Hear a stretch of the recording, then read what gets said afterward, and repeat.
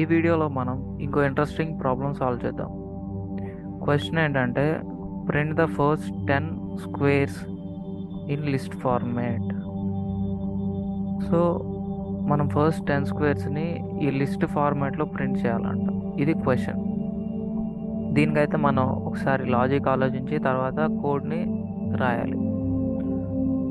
Logic ఎట్లా రాసుకోవాలి? First thing నేను 10 స్క్వేర్స్ని ప్రింట్ చేయాలి అంటే ఫస్ట్ 10 స్క్వేర్స్ని జనరేట్ చేయాలి, right? So generate 10 range of numbers 1 నుంచి 10 వరకు ఈ రేంజ్ ఆఫ్ నెంబర్స్ని నేను జనరేట్ చేయాలి ఫస్ట్ థింగ్. ఆ తర్వాత ఒక్కోటి తీసుకొని ఆ రేంజ్లో నేను దానికి స్క్వేర్స్ ఫైండ్ అవుట్ చేసి లిస్ట్ లాగా అవుట్పుట్లో ప్రొడ్యూస్ చేయాలంట. సో నెక్స్ట్ ఏంటి? Second step. నేను ఫస్ట్ స్టెప్ ఏంటంటే రేంజ్ అనే ఫంక్షన్ వాడుకొని 1 నుంచి 10 వరకు జనరేట్ చేయొచ్చు కాబట్టి జనరేట్ చేసేస్తా 10 నెంబర్స్.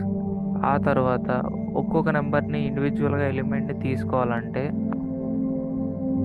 నా రేంజ్లో నుంచి ఒక్కొక్క ఎలిమెంట్ని తీసుకోవాలి నేను ఇండివిజువల్గా. ఇలాంటి సిచ్యువేషన్లో నేను ఏం వాడాలంటే లూప్ స్టేట్మెంట్ వాడుకొని using loop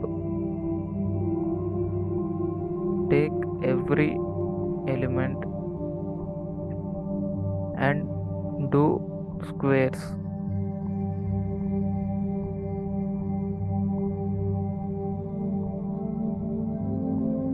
of each element. ఒక్కొక్క ఎలిమెంట్కి స్క్వేర్ చేసి దాన్ని ఏం చేయాలి? ఏదో ఒక లిస్ట్లో స్టోర్ చేసుకొని లాస్ట్లో ప్రింట్ చేయాలి. లిస్ట్లో స్టోర్ చేసుకోవాలంటే ముందైతే లిస్ట్ని క్రియేట్ చేసుకోవాలి కదా. సో నేను సెకండ్ స్టెప్లో లిస్ట్ని క్రియేట్ చేసుకుంటా. Create an empty list. ఎందుకని? ఇక్కడ ఏవైతే స్క్వేర్స్ ప్రొడ్యూస్ అయినాయో వాటిని అపెండ్ చేసుకోవడానికి.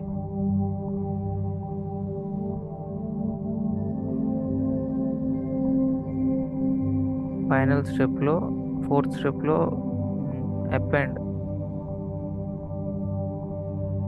స్క్వేర్స్ ఇన్ లిస్ట్లో పెట్టేసుకొని ఫైనల్గా నేనేం చేయాలి?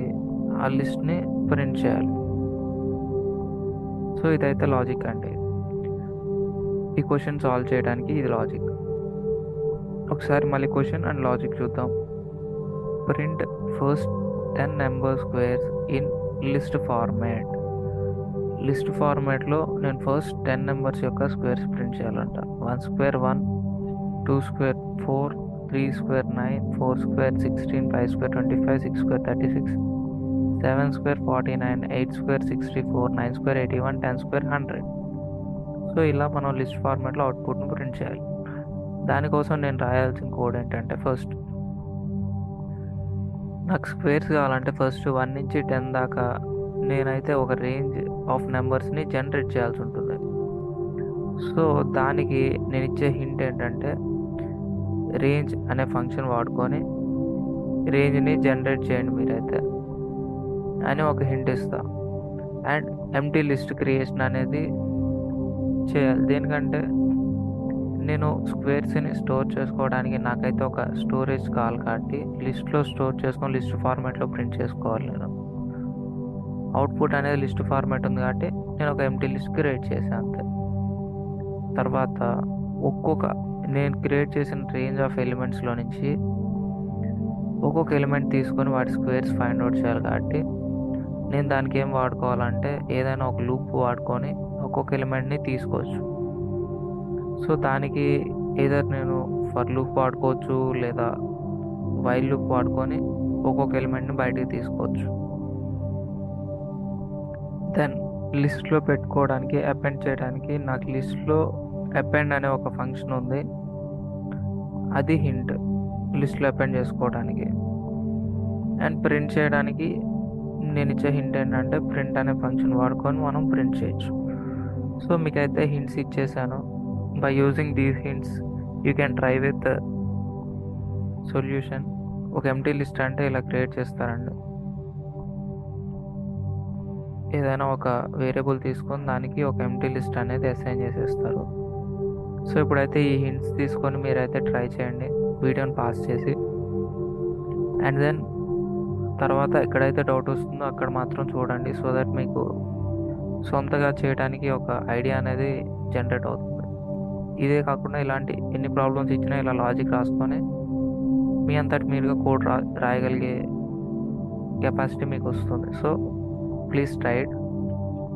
నేనైతే మీరు పాస్ చేసి తర్వాత ప్లే చేస్తున్నారు అనుకొని ఇప్పుడు వీడియో కంటిన్యూ చేస్తున్నాను. సో ఫస్ట్ థింగ్ ఏంటంటే రేంజ్ ఆఫ్ నెంబర్స్ 1 to 10ని నేను జనరేట్ చేయాలి.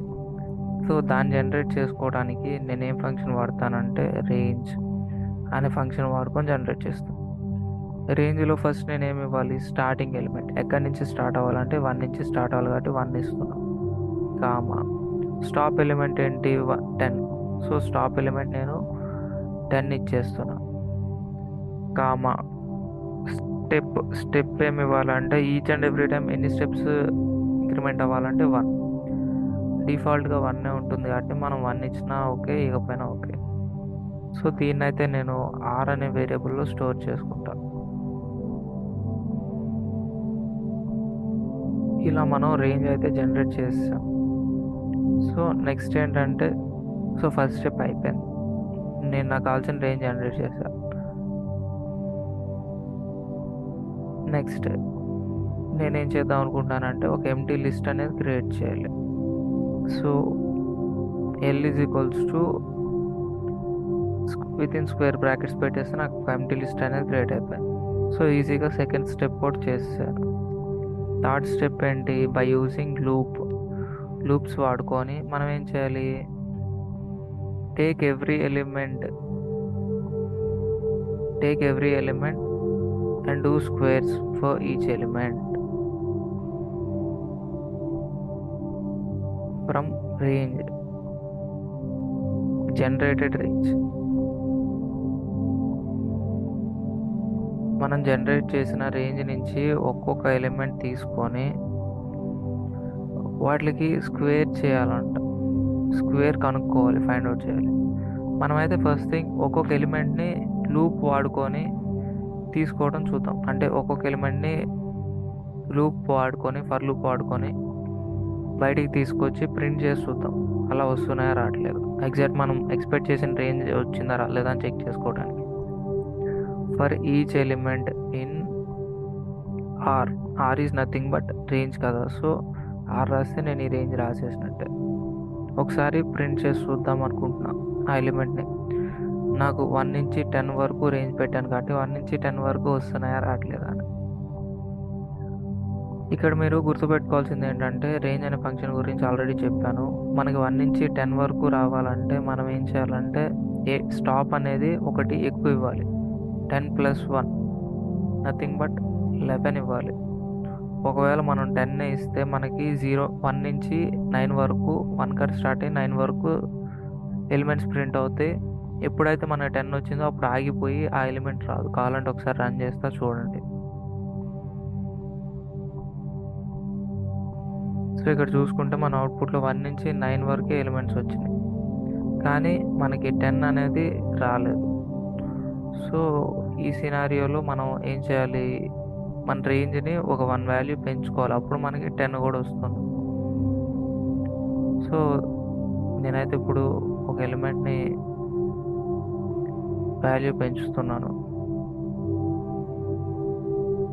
అప్ టు 11 వరకు పెడితే నాకు 11 కాడ స్టాప్ అయిపోతుంది. 1 నుంచి 10 వరకు ప్రింట్ అవుతాయి. కావాలంటే ఒకసారి రన్ చేస్తాను చూడండి.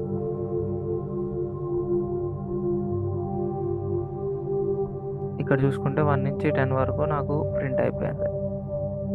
సో మనమైతే ఎలిమెంట్స్ని జనరేట్ చేస్తాం, తర్వాత స్క్వేర్ చేసి లిస్ట్లో పెట్టేసేయాలి. నేను స్క్వేర్ అనేది ఎస్ అనే వేరియబుల్లో స్టోర్ చేసుకుందాం అనుకుంటున్నాను. స్క్వేర్ అంటే nothing but element into element. First time 1 వస్తుంది, సెకండ్ టైం 2 వస్తుంది.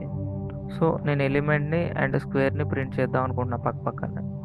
కరెక్ట్గా స్క్వేర్స్ వస్తున్నాయో రావట్లేదు చెక్ చేయడానికి. సో ఒకసారి రన్ చేసి చెక్ చేస్తా. సో ఇప్పుడు చూసుకుంటే 1 square 1, 2 square 4, 3 square 9, 4 square 16, 5 square 25, 6 square 36, 7 square 49, 8 square 64, 9 square 81, 10 square 100. మనం ఎక్స్పెక్ట్ చేసినట్టు స్క్వేర్ అనేది ఎగ్జాక్ట్గా ఫైండ్ అవుట్ చేసింది అని ప్రింట్ చేసింది కూడా. మనం ఏం చేయాలి, ఇప్పుడైతే థర్డ్ స్టెప్ వరకు అయిపోయింది. యూజింగ్ లూప్ తోటి జనరేటెడ్ రేంజ్లో నుంచి ఒక్కొక్క ఎలిమెంట్ని తీసుకున్నాము. ఆ తర్వాత ఈచ్ ఎలిమెంట్కి స్క్వేర్ చేసాం మనం. నెక్స్ట్ ఏం చేయాలి, నా లిస్ట్లో పెట్టుకోవాలంట. సో నా లిస్ట్లో పెట్టుకోవడానికి నాకున్న ఫంక్షన్ ఏంటంటే అపెండ్ అనే ఫంక్షన్ ఉంది. సో l.append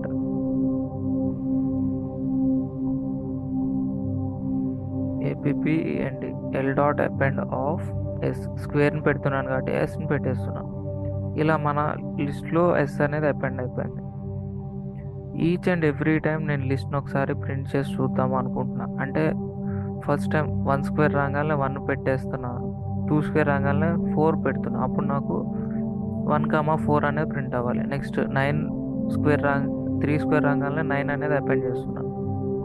అలా each and every time append చేస్తున్నాను కాబట్టి ఒకసారి each and every time check చేద్దాం అనుకుంటున్నా. సో ఫర్ లూప్లోనే ప్రింట్ చేస్తున్నా. ఒకసారి రన్ చేసి చెక్ చేద్దాం. మనం ఎక్స్పెక్ట్ చేసినట్టు ఈచ్ అండ్ ఎవ్రీ టైం మన లిస్ట్లో స్క్వేర్స్ అపెండ్ అయినా లేదో చెక్ చేయడానికి. సో 1 అనేది ఫస్ట్ స్క్వేర్ రాగానే అపెండ్ అయింది. తర్వాత 2 స్క్వేర్ అంతా 4, సో 4 కూడా అపెండ్ అయిపోయింది. నెక్స్ట్ 9 కూడా అపెండ్ అయింది. 16 అపెండ్ అయింది. 25 యా. సో మనం ఎక్స్పెక్ట్ చేసినట్టు అపెండ్ అయిపోయింది. సో ఫైనల్గా మనం ఏం చేయాలి, లిస్ట్లో అపెండ్ చేయమన్నారు, చేసేసాము. లాస్ట్లో ఏం చేయమన్నారంటే ప్రింట్ చేయమన్నారు. సో అన్నీ అపెండ్ అయిపోయినాక నా లూప్లో నుంచి బయటకు వచ్చేసి నేను ప్రింట్ చేస్తా. నాకు ఓన్లీ లిస్ట్ ప్రింట్ చేస్తే చాలు, ఇంకా ఈచ్ అండ్ ఎవ్రీ ఎలిమెంట్ వాటి స్క్వేర్స్ ఇవేం ప్రింట్ చేయని అవసరం లేదు కాబట్టి అది తీసేస్తున్నా. సో నేనైతే ఒకసారి రన్ చేసి చెక్ చేస్తాను. సో మనం ఎక్స్పెక్ట్ చేసినట్టు 1 నుంచి 10 వరకు స్క్వేర్స్ అనేవి వచ్చేస్తాయి. ఇలా మనం ఏ క్వశ్చన్కైనా ఫస్ట్ లాజిక్ రాసుకోవాలి. ఆ తర్వాత దాన్ని ఎలా ఎగ్జిక్యూట్ చేయాలని హింట్స్ రాసుకోవాలి. ఆ తర్వాతే మనం కోడ్ రాసుకోవాలి. అప్పుడు మనకి ఒక క్లియర్ కట్ ఐడియా ఉంటుంది. మన ప్రోగ్రామ్ అనేది ఎక్కడ బ్రేక్ అవుతుంది, లేకపోతే ఎక్కడ ఎర్రర్ వస్తుంది అనేది మనం ఈజీగా చెక్ చేసుకోవచ్చు ఈచ్ అండ్ ఎవ్రీ స్టెప్ రాసినప్పుడు. ఫస్ట్ టైం చేసేటప్పుడు ఎవరైనా ఖచ్చితంగా ఇట్లానే చేయండి. ఆఫ్టర్ సమ్ టైం మీకు ఒక ఐడియా వచ్చి డైరెక్ట్గా ఈ లాజిక్ రాయకుండా క్వశ్చన్ చూసి ప్రోగ్రామ్ రాసే కెపాసిటీ మీకు వచ్చేస్తుంది. దెన్ మీరు అలా ట్రై చేయండి. సో ఈ వీడియో అయితే మీకు అర్థమైంది అనుకుంటున్నాను. ఒకసారి బ్రీఫ్గా మళ్ళీ ఎక్స్ప్లెయిన్ చేస్తాను. ఫస్ట్ మనం 1 నుంచి 10 వరకు స్క్వేర్స్ని ప్రింట్ చేయాలి కాబట్టి రేంజ్ అనే ఫంక్షన్ వాడుకొని 1 నుంచి 10 వరకు నెంబర్స్ని జనరేట్ చేసాం. ఆ తర్వాత స్క్వేర్స్ని జనరేట్ చేసాం, ఒక్కొక్క ఎలిమెంట్ని బయటికి తీసుకొని రేంజ్లో నుంచి. సో ఆ స్క్వేర్స్ అనేవి వచ్చేసాక నా లిస్ట్లో అపెండ్ చేశాను ఈచ్ అండ్ ఎవ్రీ స్క్వేర్ని. ఫైనల్గా నా లిస్ట్ని ప్రింట్ చేశాను. లిస్ట్లో అపెండ్ చేయాలంటే ఫస్ట్ థింగ్ మనం లిస్ట్ని క్రియేట్ చేయాలి కాబట్టి అపెండ్ చేయడానికంటే ముందే మనం లిస్ట్ని క్రియేట్ చేస్తాం. That's it, very simple. మనం కావాలంటే ఈ స్టెప్ను కూడా ఎలిమినేట్ చేసి డైరెక్ట్గా ఈ లిస్ట్లోనే ఎలిమెంట్ ఇంటూ ఎలిమెంట్ అని పెడితే స్క్వేర్ ఈజ్ నథింగ్ బట్ ఇదే కదా. సో అలా కూడా రన్ చేయొచ్చు మనం. ఇంకా 1 స్టెప్ తగ్గిపోయింది ఇక్కడ. యా,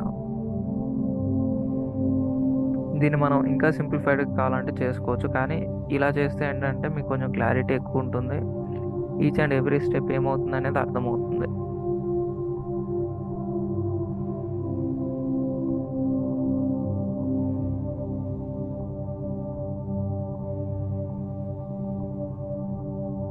దీన్ని సింగిల్ లైన్లో ఎట్లా చేయాలంటే మనం ఫర్ లూప్ని డైరెక్ట్గా సింగిల్ లైన్లో చేసేయచ్చు. ఈ లిస్ట్లోనే డైరెక్ట్గా ఫర్ లూప్ పెట్టేసి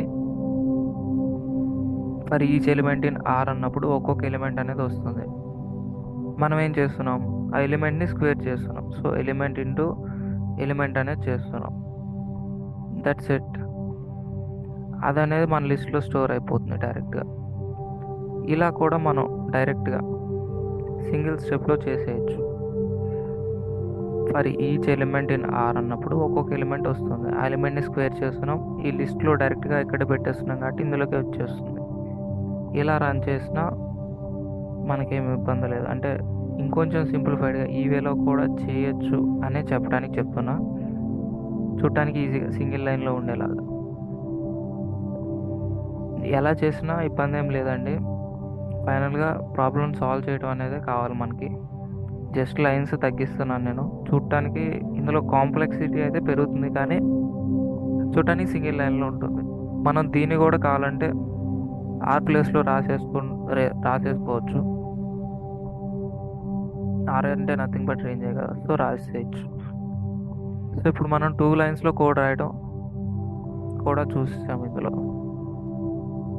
దీన్ని ఈ 2 లైన్స్ కూడా వద్దు, సింగిల్ లైన్లో రాయాలంటే డైరెక్ట్గా ఇక్కడ ఈ లిస్ట్ ప్లేస్లో ఏముంది, ఇది ఉంది కాబట్టి డైరెక్ట్గా దీన్నే తీసుకొచ్చి ఇందులో పెట్టేస్తే ఎల్ ప్లేస్లో మనకి ఏంటంటే సింగిల్ లైన్లో మీ ప్రోగ్రామ్ అనేది ఫుల్ కోడ్ అనేది అయిపోద్ది. సో ఇక్కడ చూసుకుంటే ప్రింట్ అయిపోయింది, సేమ్ అవుట్పుట్. ఈ క్వశ్చన్కి మనం సింగిల్ లైన్లో అవుట్పుట్ అనేది క్రియేట్ చేసేసాం డైరెక్ట్గా. సో ఇలా మనం కావాలంటే పోయే కొద్దీ ఇంకా సింప్లిసిటీగా ఎలా చేయాలనేది కూడా చూపిస్తాను. ఇలా కూడా చేసుకోవచ్చు మనం. సో ఇలా మనం 1 నుంచి 10 వరకు స్క్వేర్స్ని ప్రింట్ చేయొచ్చు బై యూజింగ్ లిస్ట్ ఫార్మాట్లో. సో ఈ ప్రాబ్లం అయితే మీకు సాల్వ్ చేయడం ఎలా అనేది అర్థమైంది అనుకుంటున్నాను. ఫస్ట్ ఎప్పుడైనా లాజిక్ రాసి తర్వాత కోడ్ రాయండి. సో ఈ వీడియో ఎక్కడైనా అర్థం కాకపోతే మళ్ళీ ప్లేబ్యాక్ చేసుకొని చూడండి, మీకు క్లియర్గా అర్థమవుతుంది. Thanks for watching. Please like, share and subscribe and hit the bell icon to get the latest updates. Thanks for watching again.